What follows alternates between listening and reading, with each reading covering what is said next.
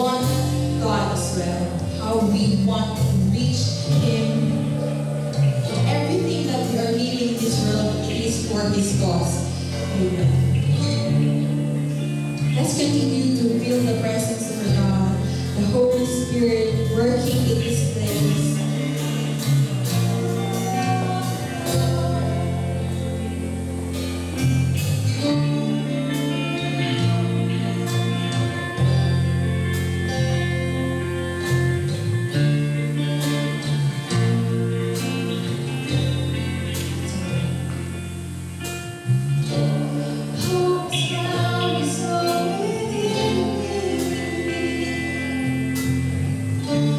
Down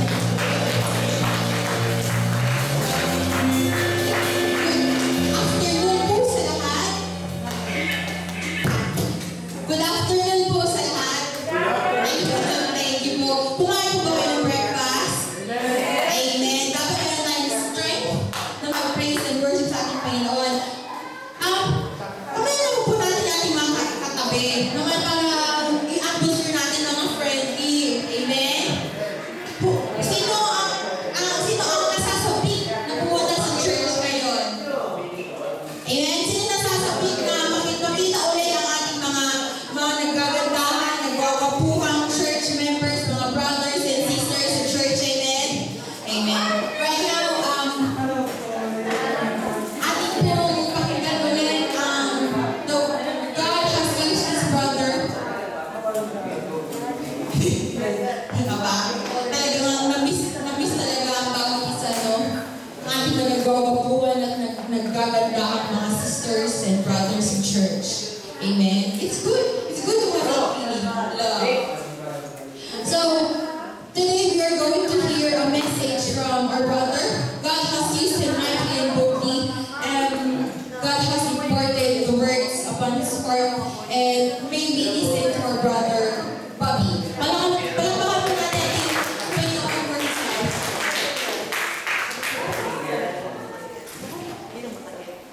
Amen. Maraming salamat po sa inyo lahat. At napapansin ko na nagiging on time tayo ngayon. Amen. Yan ay dahil sa pagbibigay ng grasya ng ating Panginoon. Amen. Tayo po ay manalangin. Panginoon, maraming salamat sa araw na ito. At muli ay ibigay mo ang oras na ito para sa iyong mga anak. Tulungan mo kami na naway makita ka namin lagi sa aming buhay at sa aming kapwa. Grant us, O Lord, with good ears, good eyes, and good heart. Good eyes na makita ka namin sa aming kapwa at makita ka ng aming kapwa sa aming mga sarili. Good ears upang mapakinggan namin ang iyong mga salita na may kababaan ng Lord. And good heart upang tanggapin namin ang lahat ng aming narinig, ang lahat ng aming nakita, at maisapuso ang lahat ng ito upang ito ay aming maisabuhay. Muli po, maraming salamat at ang lahat ng ito ay nilingin namin sa pangalan ni Jesus. Amen.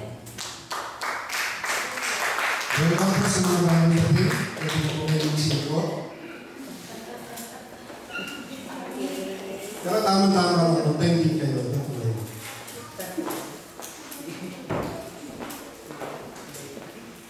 Ang topic ko po ngayon is, nakalantad na pala, private devotions.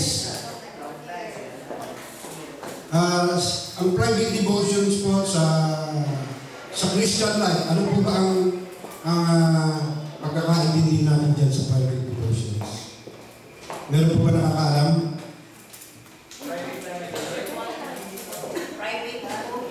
Private ano? Private time with the Lord. Yeah, private time with the Lord. Private devotion is an act of religious observance or prayer, especially in private. Introduction. Great men of God were noted for engaging in private devotions.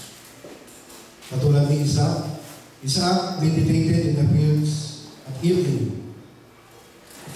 Si King David prayed 3 times daily, meditated on his bed at night. And Daniel's custom was to pray 3 times daily. Private devotions is encouraged by the Son of God. Walang ibang hindi ang ating Panginoong Jesus. Jesus Himself. Jesus taught solitary praises at early morning and late at night. He counsels His disciples to pray in secret. Sa Matthew 6:6, but you, when you pray, go into your room, and when you have shut your door, pray to your Father who is in the secret place, and your Father who sees in secret will reward you openly. Sa ibang salita po niyan, itinuro sa atin ng Panginoon na magdasal tayo in secret. Yung hahanap tayo ng magandang oras para sa ating lahat. Kung ano man yung oras o lugar na makakapagninay tayo tungkol sa ating Panginoon, yung pakikipag-usap sa Kanya. Dahil ang ating Panginoon na nakakakita sa ating ginagawa na yan, ay bibigyan tayo ng napakagandang reward. Unlike dun sa nagdadasal tayo ng pinakikita natin sa tao, yung mga hypocrites. Doon pa lang, nabibigay na sa kanila ang reward dahil nakikita siya ng ating kapwa. Nakikita ng ating kapwa. Doon pa lang, nabibigay na yung reward sa inyo. Hindi nagagalit sa itaas. Pero hindi ko sinasabi na hindi maganda magdasal ko, Belly. Ang inaano ko lang ay yung maging hipokrito ka. Why have private devotions? Bakit tayo dapat magkaroon ng private devotions? Una, to draw near to God para mapalapit tayo sa ating Panginoon. God is found by those who seek in Him.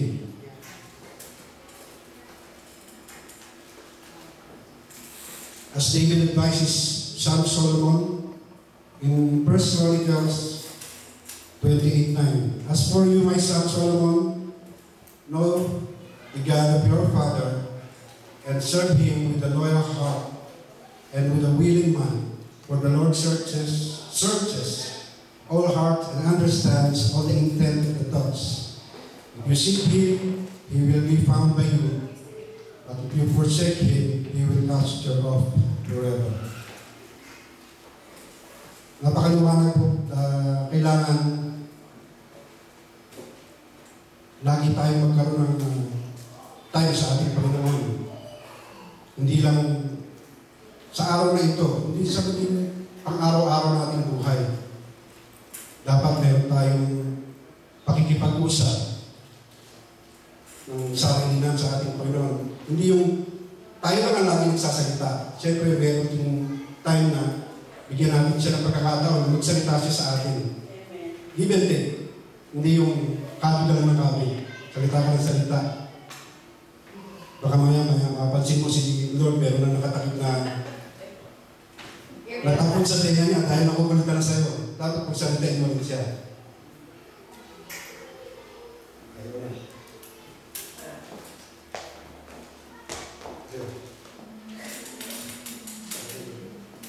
And pangalawa, to receive spiritual nourishment. We need spiritual nourishment in our lives. Sa Matthew 4:4,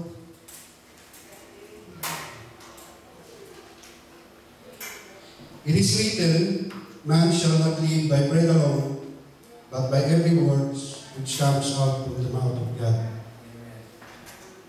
Ang tao ay hindi nabubuhay lang sa tinapay, kundi sa lahat ng mga salitang nagagalit sa mismong bibig ng ating Panginoon. Nung wala pa ako kay Lord, hindi ko maintindihan yung salita na ito na ang tao ay hindi lamang nabubuhay sa tinapay, kundi sa mga salita ng Panginoon. Sabi ko, bakit gano'n? Hindi naman ako gusto yung mga salita na yun. Bakit sinasaad ng Biblia na gano'n? Pero nung makilala ko ang Panginoon, na doon ko nakita na napakahalaga pala ng mga salita niya. Dahil yun ang magbibigay buhay sa ating, magbibigay kulay sa ating buhay. Magbibigay gabay sa ating lahat ng ating mga gawain. Yung pala ang ibig sabihin nun, na hindi mo kailangan mabusog para ikaw ay maligtas. Hindi mo kailangan nakakaramdam ka ng kabusugan sa iyong sigal. Kundi kailangan ng ating isip at ang ating puso upang tayo ay maging kaaya-aya sa ating kapwa. Amen. Amen. And man cannot thrive on physical food alone. Kaya katulad yung sinabi ko kanina. We need spiritual food that nourishes the soul. Spiritual growth comes from the Word of God. In Peter chapter 2, verses 2, as newborn babes, the pure milk of the world, that you may grow thereby in our salvation. Sa ating mga Kristiyano, ang salita ng Diyos ay para tayong yung mga bata na ano bang dapat kong bigkasin doon na hindi umiinom na lang ng gatas, hindi na lang dumedede. Sinabi ko pa rin. Umiinom ng gatas, ang isang sanggol upang sa battle, tsukon, umiinom ng gatas para mag-grow up tayo sa ating kaligtasan, sa ating salvation. At pangalawa, we are born again through the incorruptible seed. We continue to grow by the Word of God. Parating Word of God ang nakikita ko dito. And God's Word provides spiritual strength. Yung spiritual strength na yan, sa Ephesians 6:10-17. Alam niyo po ba kung ano to? Ito yung armor of God. Yes. Na parati nating susuot, parati nating magiging gabay laban sa lahat ng mga sabihin na natin kapwa na matiliman. Yan ang magbibigay kalakasan sa atin, magbibigay proteksyon. Amen?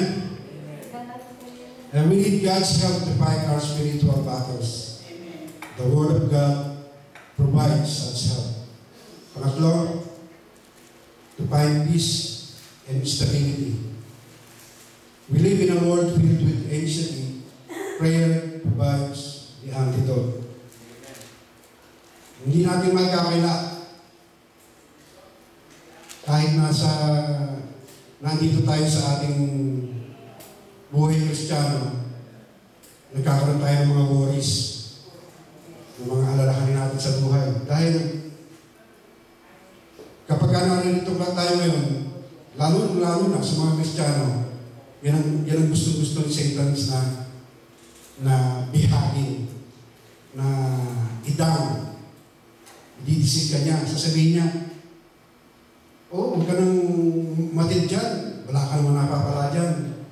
Tapos bibigyan ka niya ng mga pag-aalala, mga worries. Pero, ang antidote dyan, ang gamot dyan sa mga worries mo is prayer. Magdasal tayo sa ating Panginoon, magnilay, lahat ng mga ginawa niya sa atin, hindi lang dun sa mga ginawa niya sa atin, mga nilikha niya. Ang kalikasan, katulad nung tayo nasa Purmog, di ba marami tayong nakita ng magandang bagay na nilikha ng Diyos. Para dun sa mga umatid, para dun sa mga hindi umatid, yung mga kontento na lang kayo sa FB, sa Facebook. Pero, hindi sinasabi ko na kung hindi kayo nakarating doon, hindi nyo ma-appreciate yung kalikasan. Lahat tayo may karapatan na i-appreciate ang mga nagawa ng ating Panginoon sa atin. We live in a world filled with pitfalls. God's Word keep us from falling. Ito yung sinasabi ko na parating nandiyan si Satan para bihagin tayo, bibigyan niya tayo ng mga patibong. Napapansin niyo ba? Si Satan hindi yan bibigay ng pangit. Puro magaganda yan para lumapit ka. Yung mga temptations na yan, puro maganda yan. Kasi kung pangit yan, ba't palalapitan? Di ba? Kaya lahat yan magaganda. Kaya kung maganda kayo, huwag nyo nang isipin na kayo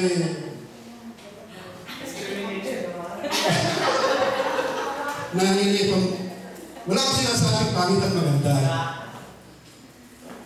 Dahil lalo-lalo na kapag tayo nag-iisa, yung maganda nga yung tayo sama-sama, pagsama-sama tayo, nagkakaroon tayo ng pagpapalakas sa sarili natin upang malabanan natin ang lahat ng tukso. Pero kapag tayo humiwalay sa Panginoon, lagot ka. Nandiyan si Satan para takmain ka niya. Kaya mag-ingat tayo. Huwag tayo hihiwalay, huwag tayo bitaw sa ating Panginoon. Amen? Yun yung sinasabi sa Psalm 119, verse 105. Your word is the lamp into my feet and light into my path. Ngayon, paano tayo magkakaroon ng personal devotions? Paano natin magagawa yan? Una, find time and place. importante niyan. The time may vary for different individuals. For night owls, the best time may be late at night after the children are in bed. Para ito doon sa mga anak. At para doon naman sa... Alam niyo ba yung night owls? Yung mga mahilig magpuyat. Yung hindi nakakatulog agad ng maaga sa gabi. Mahilig magpuyat, saan? Sa Facebook. Imbis na mag-Facebook, bigyan natin ng oras ng ating Panginoon. Siguro mga isang oras lang pwede na, bago kayo mag-Facebook. Hindi naman pinagbabawal ng Facebook eh. Ang ating sinasabi dito ay yung makipag-ugnayan tayo sa ating Panginoon. Bigyan natin siya ng oras. Hindi lang naman doon sa mga nagpupuyat, doon din sa mga morning larks, early morning before the children wake up, might be better. Ito naman yung mga maagang matulog, maagang gumising. Sino ba rito yung mga maagang gumising? Yan ang tamang oras para makipag-ugnayan tayo sa ating Panginoon. At sino naman yung nagpupuyat?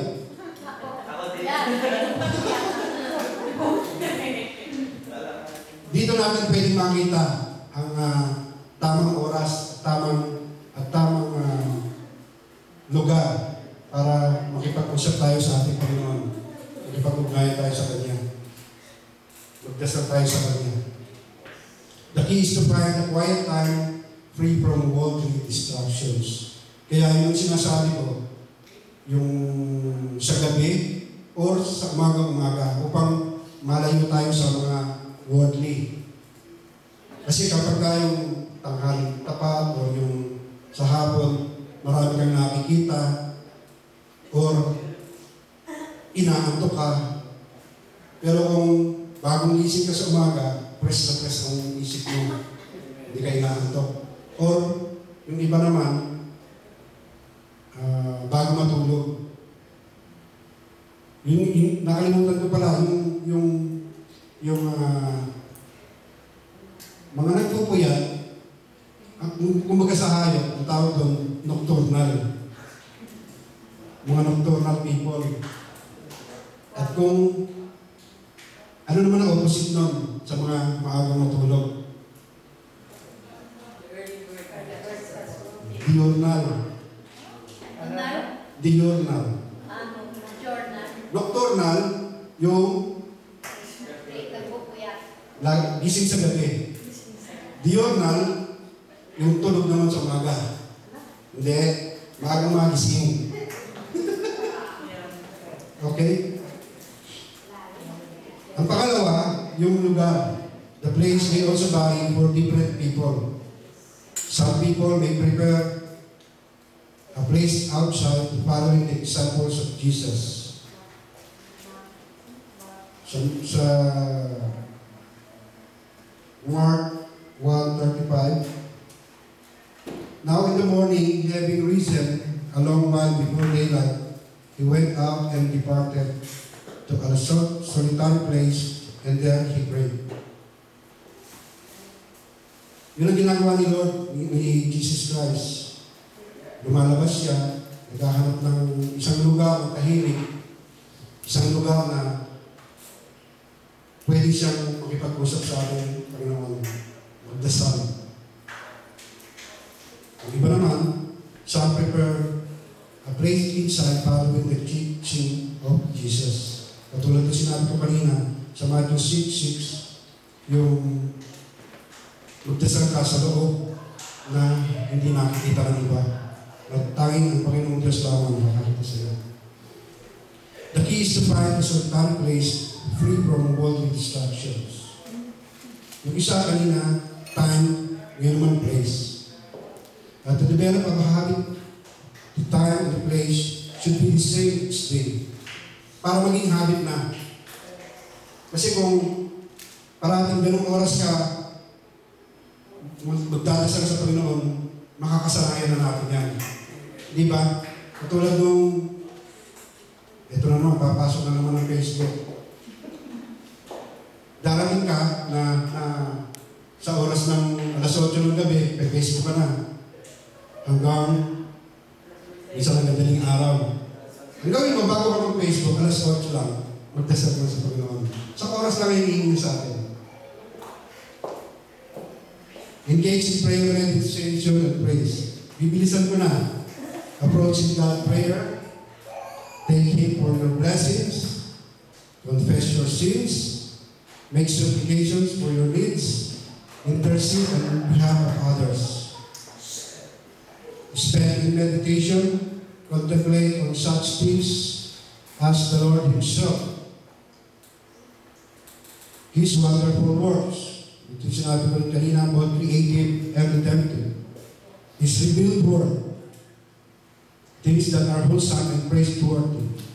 Praise God in the song, perhaps aided by recorded hymns. Yung sa mga hindi masyado marunong kumanta, pwede nang makinig dun sa mga MP3 or cassette. Parang lang yata cassette, hindi naman siya CD, MP3, MP4. A natural response is joy in the heart, making melodies in your heart. Talk with God through prayer, praise, listen to Him by contemplating His word. Challenge. Do you want a closer walk with God? Amen. Do you want a stronger spiritual life? Amen. Do you want inner peace and outer stability? Lumabas na, they just do it. Private devotions.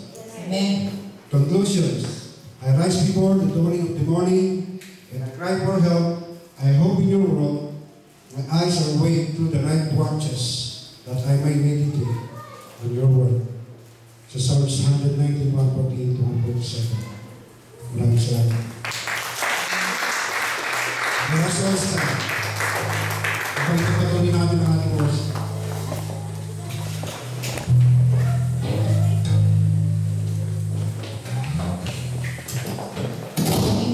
Napakaganda po ang message ni Kuya Bobby. Amen. Pwede magtanong, sino talaga dito na mayroong private devotions? Mataas na po ang konting reflection lang po rin ba? It's really good po. Spend some time po sa Bible, sa iPad, sa YouTube, meron po kayong app sa iPhone din po meron apps for private devotionals po. Yung ginagamit ko before. Pero ngayon, I've focused on Bible. So, each and every one of us, at kapag nag-aaral tayo, di ba, hindi lang enough ang school, universities, dapat kasama nun may independent learning.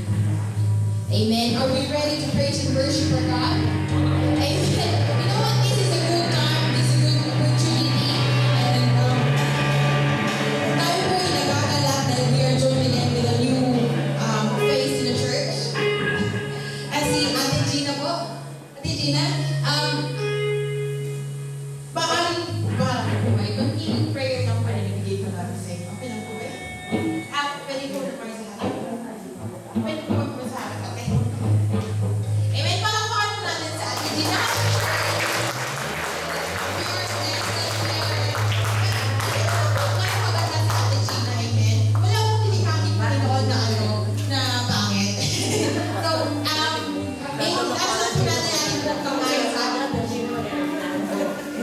Sister.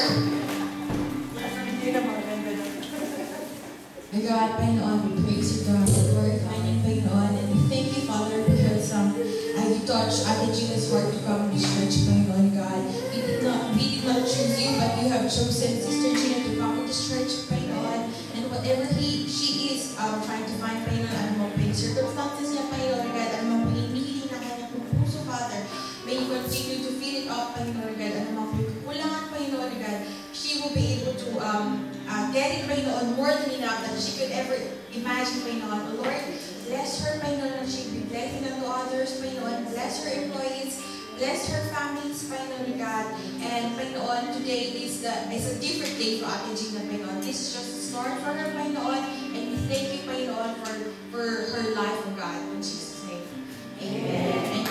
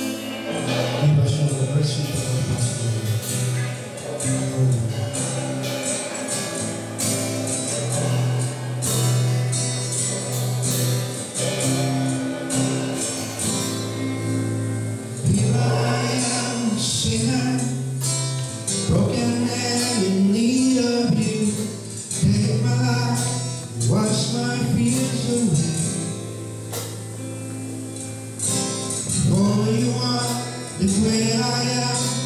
Rest assured I feel your hand holding me till the darkness leaves. Father to the Father, Redeemer of my soul, and I was yours forever. I want the world to know. Mercy saved me, mercy made me whole. Your mercy. Your mercy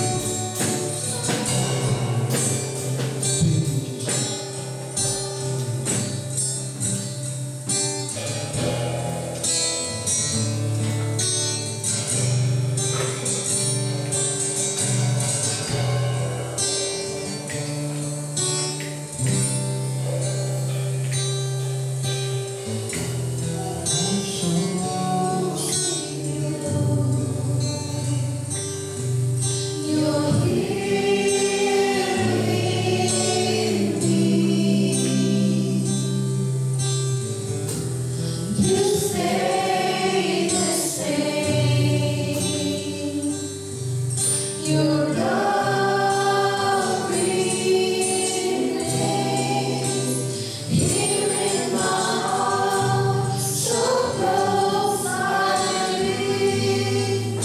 You're holding me now in your hands. I belong. You never let me go. So close I live. You're holding me now in your hands. I belong. You never let me go.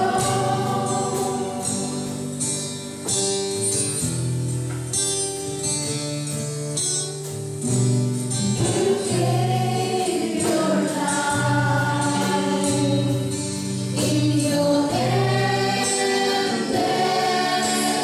love. You set me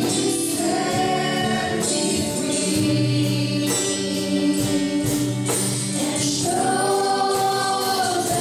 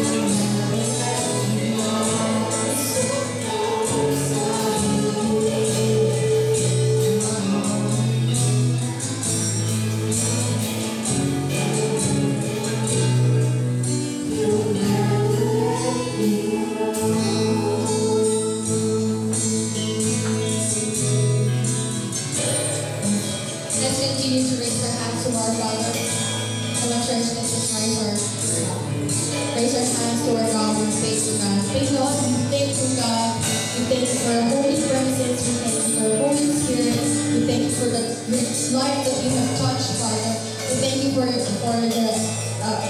word of God that Brother Bobby has given to us, and we thank you, ano po, sa meeting pastoral naman, Panginoon God, continue to empower him, Panginoon God. Open our hearts, Father, open our minds, Panginoon God, and let your word be imparted in our lives, that we will be able to infectious into others. Panginoon, bless us, Father, in Jesus' name. Amen.